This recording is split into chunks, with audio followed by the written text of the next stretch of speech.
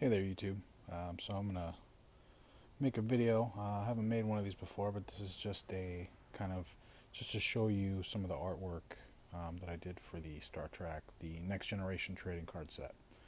Um, and yeah, I've been making more videos lately, and I thought, these this video is probably being made way before the set actually came out. I have yet to send my cards back. The due date is coming up really soon, so I'm gonna be doing that shortly. But wanted to do a quick little video, just kind of flipping through the cards that some of the cards that I liked, and I chose to use watercolors for this particular set. I think I might have used some marker, but it's mostly watercolor and gouache that I've done. So these are all painted. I use I think some acrylic and just for highlights and stuff like that. But yeah, so let's go through. I don't remember exactly all of the characters, but or why I chose to do them. Um, some of the one of the weird stipulations that happens with trading cards is that they tell you that you can't, who you can and who you can't draw. And I guess CBS was having a problem with some particular characters, so it was specifically Jean-Luc Picard, Geordie LaForge, Data, Lieutenant Riker, who else? Whoopi Goldberg. I think there might have been one or two other ones. I know as far as special guest stars, we weren't allowed to draw The Rock and Jason Alexander. So, and that's typically because of licensing issues. They don't want they don't want likenesses depicted or whatever. They want too much money. I don't know what the case is, but every once in a while we'll get a email even after we've started the trading card set saying don't draw these people, hope you haven't drawn them yet, and if you have, you're screwed. So luckily I started this set after we got that, and then those cards come back rejected and we're not paid for those. Yeah, I guess it depends on the company you work for, but sometimes they'll pay you a little bit, sometimes they won't pay at all, but mostly you're paid on approved cards. So let's hope all these get approved. So I stayed away from some of the main characters and kind of did the side characters that weren't on the do not draw list. So that's what we got here. Deanna Troi, watercolor. And this dude, I don't remember who he was on the show, but I know he was John Locke from Lost, and I figured that would be a cool special guest star to draw, since we can't do a lot of, a lot of the main actors. This guy was like an alien ambassador, but the actor who actually plays him um, he played the Predator. He was the actor in the Predator, and also he was the one who did the acting as Harry from Harry and the Hendersons. So I thought, oh, let's draw this guy. This is Famke Jensen, on I think Perfect Mate was the episode. Another cool guest star. Worf surprisingly was not on the do not draw list, and Worf is one of my favorite characters. I should have drawn more, or painted more, but I figured if I only did a couple, then that would increase the rarity of him. And so yeah, this is probably one of my favorite cards that I did of the entire set, and I'll probably be keeping this one as an artist proof. If you're not familiar with trading cards, sketch cards, things like that, artist proofs, the artists are allowed to keep a certain amount of cards from all of the cards that you've done. And you get to sell those. That's part of your compensation. You get to sell those on the side. So yeah, I'll probably be keeping the Wharf. This was an alien dude I drew. I can't remember. The actor who plays him is a famous character actor, but offhand I can't remember. Sorry. Another Deanna Troi. This dude, the guy who played Lurch, I think on the new Addams Family movies, not the original. But I just thought he looked cool, so yeah, watercolor and gouache. Ferengis. Probably my favorite thing about this set is the Ferengis. They're the funnest things to draw or paint. I don't know, I just like them.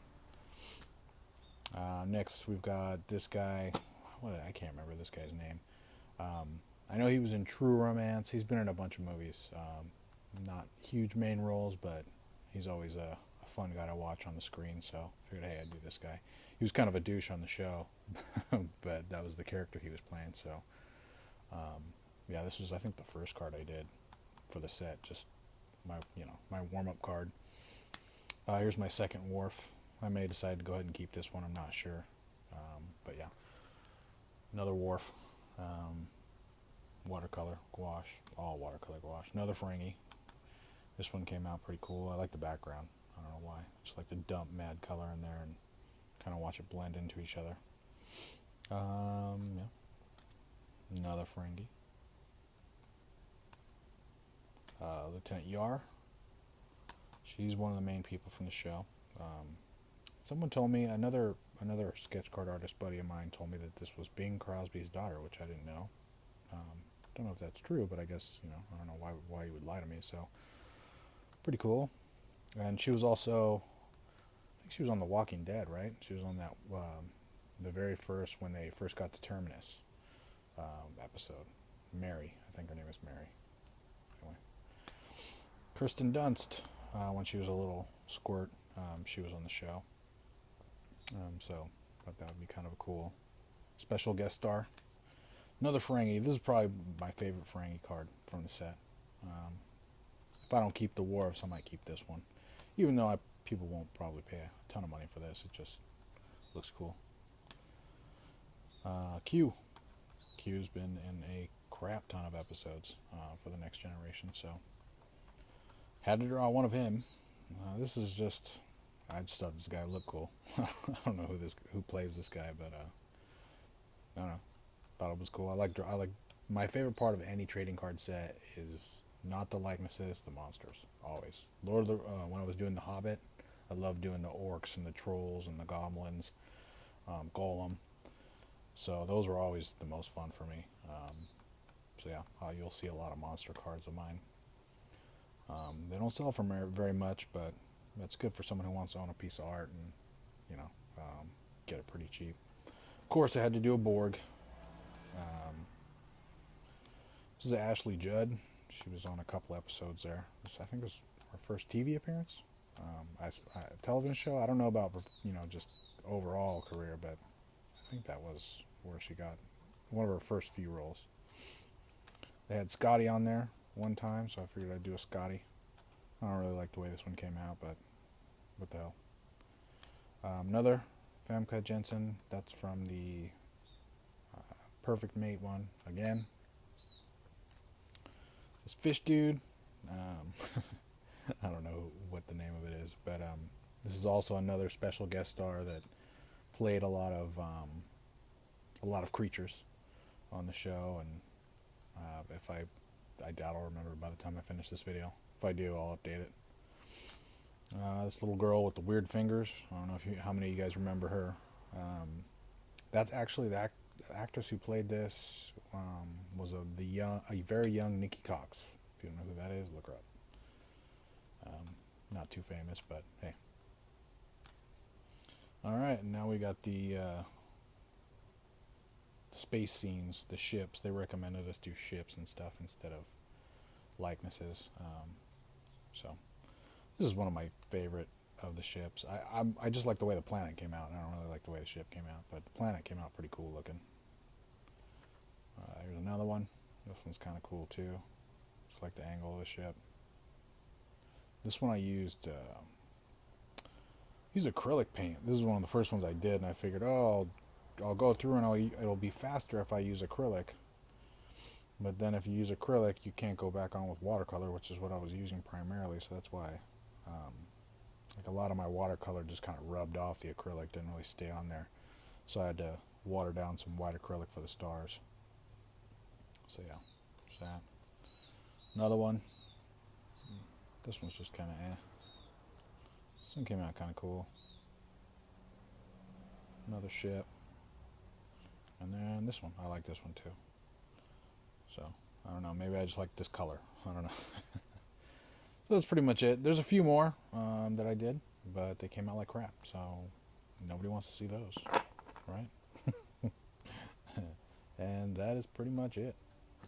I hope you enjoyed the video. Yeah, maybe I'll keep doing it. Let me know what you guys think. And yeah, if you want to keep seeing some more trading card set work, I don't have time to usually flip through record the progress, because the watercolor, it's such a pain in the butt. Sometimes you gotta wait for stuff to dry, and then you know, anyone who's used watercolor, it's not something that's super predictable. You can do it, it just takes, you have to edit out all the drying times and all that stuff. And then with this particular set, I just finished The Walking Dead, The Hobbit, The Walking Dead Season 4, The Hobbit Battle of Five Armies, and then this set. So I had 3 sets right in a row, and the deadlines were all right next to each other. So honestly, I wasn't sure how much time I was going to have to finish it, how close to the deadline I was going to get. So that's why I didn't record any of the painting progress or anything like that. So maybe next time, you know, I've done a few here and there, but I haven't uploaded them yet, if I could talk. One more thing that I forgot to mention. These cards right here are slightly larger than what you would normally see, or what you would get if you pulled them out of a pack. I wanted to include a little information about the trading cards and what they do. Typically when I do artwork for trading card companies, they'll use these cards. Sometimes they'll print them depending on the company, depending on the content. A lot of times the stuff that's included in the set are screenshots, autographs, and things like that. Some companies that I've worked for do wardrobe cards, which is pieces of wardrobe that were used in the show or a particular episode. I don't think they're going to include any of those with this, but there's foil cards, and printing plates, and all types of different cards. A lot of times what they do with these art cards is there's a select, few number of artists, and then they'll randomly insert them into packs. So it's a type of incentive. They're actually pretty rare. They sell for, anywhere from 50 to 400, 500. I've seen a few go for 1,000, depending on the set, depending on the collector market, depending on the artist. So it really depends on a lot of factors. Typically you can find them on eBay after the set comes out, but the art cards are pretty rare. But what you're looking at here is the uncut form. Trading card size is 2.5 by 3.5 inches.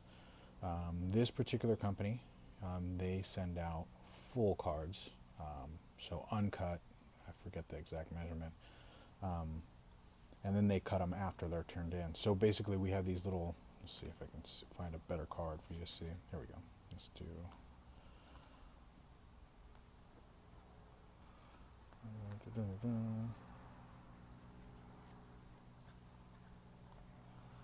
there we go. Right, so here's Wharf, my favorite card. I might as well pick this guy. You can see these tiny little black lines right here. Those are the crop registration marks. They also put these lines in there. Honestly, I don't know why they do that. I don't stay within them. Some artists they'll draw smaller, and then they'll do like a little border or a background to it, and try to decorate it that way so they don't have to draw over the lines. Honestly, I don't care. I just go straight over them. But then they're going to cut the cards right here, so it ends up at 2.5 by 3.5 inches. Now, as far as the artist returns, the cards that I get to keep, those are left uncut. I can have them cut it, but I like to leave them uncut, and then we get these full-size cards, so that way you get the nice background. Once they cut it, or the nice, watercolor transition background. Once they cut it, a lot of that stuff is cropped out. You'll see a little bit here and a little bit there, but a lot of that stuff turns into still a nice background, but it's more solid, more filled in, less white. So that's kind of just a little bit of background behind it. Again, I don't know what the ratio is, or what the chances of getting one of these cards in this particular set is. We never know until before the set comes out. We're not allowed to release any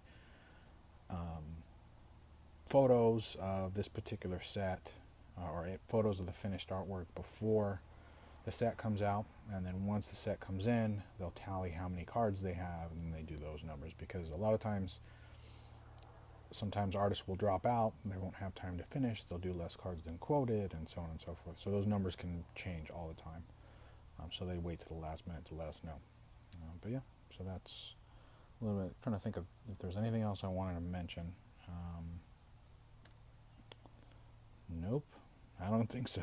All right, if you guys have any questions about the sets or anything like that, or if you want to see more of these videos, going through my trading card set work before I send it off, let me know. I'll be happy to do it if I have time. And I just want to say thank you very much for watching. Take it easy.